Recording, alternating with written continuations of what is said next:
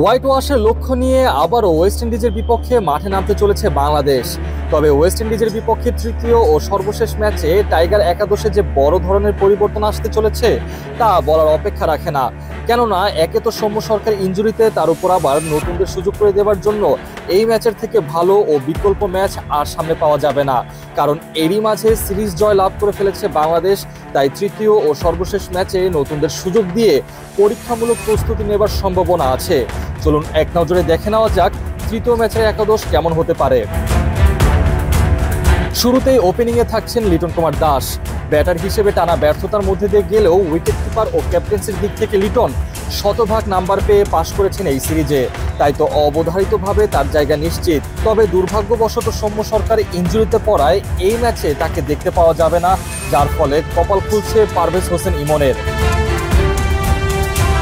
এরপর মেহেদী হাসান মিরাজ ও জাকের আলী অনেক নিশ্চিত থাকছেন একাদশে।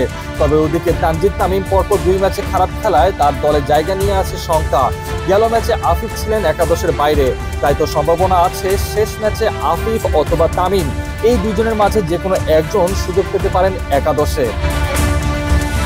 এরপর এই সিরিজে ব্যাট হাতে দুর্দান্ত খেলতে থাকা শামীম পাটোয়ারি এবং বল হাতে দারুণ ঝলক দেখানো শেখ মেহেদী অবধারিতভাবে থাকছেন তৃতীয় ম্যাচের একাদশে। তবে ওদিকে শঙ্কা যাচ্ছে রিশাদ হোসেনকে নিয়ে। টানা ব্যর্থতার মধ্যে থাকা রিশাদকে বসিয়ে নাসুম আহমেদ অথবা রিপন মন্ডলকে রাখা হতে পারে একাদশে। আর ওদিকে পেস বোলারদের মাঝে তানজিম সাকিব, তাসকিন আহমেদ ও হাসান মাহমুদ এই তিনজনই আছেন দুর্দান্ত ফর্মে। তবে টানা খেলতে থাকা এই পেসারদের মাঝে যে কোনো একজনকে রাখা হতে পারে বিশ্রামে। আর এমনটা যদি করা হয় তাহলে একাদশে জায়গা মিলবে নাহিদ রানার। এখন দেখা যাক শেষ মুহূর্তে কিভাবে সাজানো হতে পারে একাদশ। তবে এটা বলার অপেক্ষা রাখে না, শেষ ম্যাচে বেশ বড় রকমের পরীক্ষা চালাতে পারে বিসিবি, যেন যেই খেলোয়াড়রা নিয়মিত সুযোগ পান না তারা যেন শেষ ম্যাচে সুযোগ পেয়ে নিজেদেরকে মেলে ধরতে পারে।